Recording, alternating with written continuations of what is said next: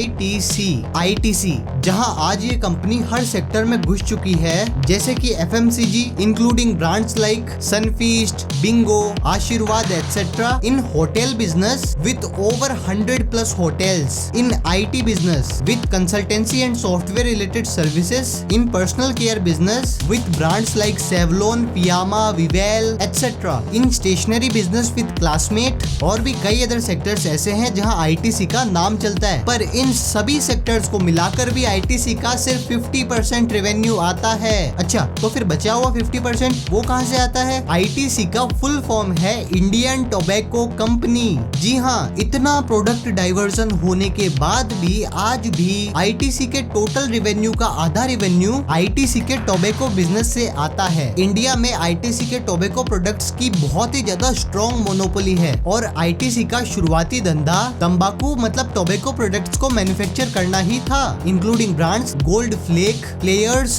Four Square and more. 1910 में शुरू हुई थी ये कंपनी इंपीरियल टोबैको कंपनी के नाम से, जहां ये लोग एक रेंट की जगह पे सिगरेट्स और टोबैको मैन्युफैक्चर करते थे। अगला स्टेप जो इन्होंने उठाया वो ये था, पहले ये सिर्फ टोबैको बनाते थे और पैकेजिंग को बाहर से आउटसोर्स करते थे। इन्होंने फिर हाई डिमांड के चलते एक अलग फैक्ट्री लगाई, जहां ये लोग अपनी सिगरेट्स और टोबैको के लिए इन हाउस पैकेजिंग और प्रिंटिंग का काम करने लगे। एक लेसन हमें यहाँ पर सीखने को मिलता है कि बिजनेस में जब तक आप पूरे श्योर ना हो जाओ कि प्रोडक्ट चलेगा या नहीं चलेगा, आप बिजनेस एक्सपेंसेस जितने हो सके उतने कम रखो। हाँ, आगे चलकर अगर मार्केट अच्छे सिग्नल्स देता है तो बिल्कुल आप जितना हो सके उतना लेवरेज करो। और इसी बात को ध्यान में रखते हुए जहाँ ये लोग पहले रेंट की जगह पर मैन्युफैक्चरिंग करा करते थे, प्रोडक्ट पे कॉन्फिडेंस आने के बाद 1927 में इन्होंने अपनी खुद की प्रॉपर्टी खरीदी 3,10,000 रुपीज की, और आज वही 3,10,000 रुपीज की प्रॉपर्टी वर्जीनिया हाउस के नाम से जानी जाती है, जो कि आज इनका हेडक्वार्टर है। 1970 में इन्होंने इंपीरियल टोबैको कंपनी से नाम चेंज करके इंडियन टोबैको कंपनी रख दिया। अब देखो, टोबैको का बिजनेस तो इतना अच्छा चल ही रहा था, पर कंपनी और भी अदर सेक्टर्स में एक्सपेंड करना चाहती थी।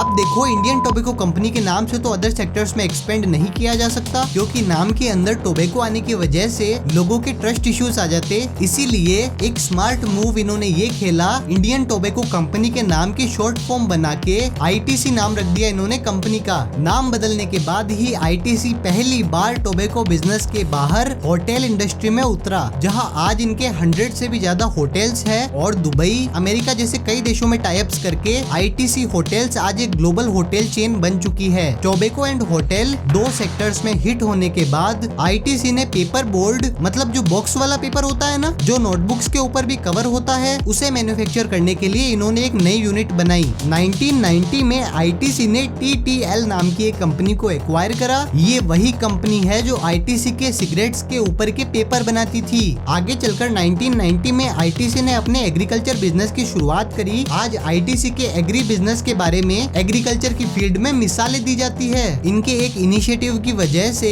जिसका नाम था ई चौपाल, जहां फार्मर्स ऑनलाइन पोर्टल के थ्रू अपने प्रोड्यूस को बेच सकते थे एकदम फेयर प्राइजेस पे। आईटीसी का कहना है इनके इस इनिशिएटिव के कारण फार्मर्स पहले से 50% ज्यादा कमाने लगे, और आज आईटीसी भी India's one of the biggest exporter है एग्रीकल्चर प्रोडक्ट्स का। अब पेरेंट्स को टोबैको बेचने के बाद आईटीसी बच्चों के लिए एक स्टेशनरी ब्रांड को लेकर आया, क्लासमेट, जहां आईटीसी हर तरीके के स्टेशनरी प्रोडक्ट्स को बनाने लगा और प्रीमियम क्वालिटी का होने के कारण हायर प्राइजेस पे बेचने लगा। फिर ये विल्स लाइफस्टाइल नाम से एक ब्रांड बनाकर फैशनेबल क्लोथिंग के सेगमेंट में भी उतरे। अगला बड़ा स्टेप इन्होंने उठाया इन्फोटेक सेगमेंट में जाकर, जहां आईटीसी इन्फोटेक नाम से एक कंपनी बनी, जो कि Tata consultancy service, HCL, Wipro और इन्फोसिस जैसी आईटी कंपनीज की तरह बिजनेस कंसल्टेंसी, टेक्नोलॉजी सोल्यूशन जैसी सर्विसेज देने लगी। 2002 में ग्रोसरी सेगमेंट में आईटीसी आशीर्वाद नाम के ब्रांड को लाया। अपना अगला प्रॉफिटेबल मूव इन्होंने लिया सनफीस्ट को मार्केट में उतार कर। प्रॉफिटेबल इसलिए क्योंकि आज सनफीस्ट अपनी इंडस्ट्री में इंडिया का सबसे बड़ा प्लेयर है। 2007 में इन्होंने अपना चिप्स ब्रांड बिंगो निकाला। फिर 2010 में इन्होंने मैगी से कम्पीट करने के लिए यीपी नूडल्स को लॉन्च किया।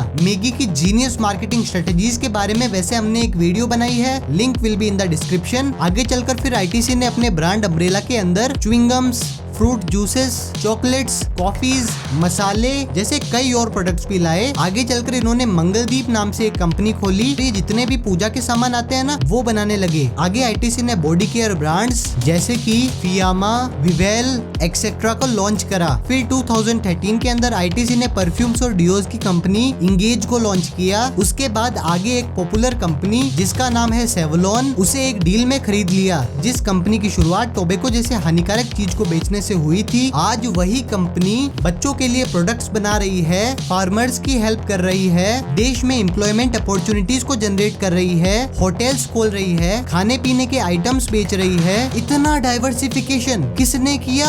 आईटीसी के एक्सपेंशन के मेजॉरिटी ऑफ प्रॉफिटेबल डिसीजंस लिए थे आईटीसी के फॉर्मर सीईओ मिस्टर देवेश्वर ने, जिन्हें पद्म भूषण अवार्ड मिला गया है। फोर्ब्स की एक लिस्ट में ये वर्ल्ड के टॉप सीईओज में से एक रह चुके हैं। 1996 से 2017 तक ये आईटीसी के सीईओ रह चुके हैं। एक और रिकॉर्ड है इनके पास, ये इंडिया के सभी सीईओज में से सबसे लॉन्गेस्ट ड्यूरेशन तक सीईओ की पोजीशन पर रह चुके हैं। तो इनके आते ही आईटीसी एक लहर की तरह आए दिन नए प्रोडक्ट्स लाने लगी और न्यू हाइट्स को अचीव करने लगी।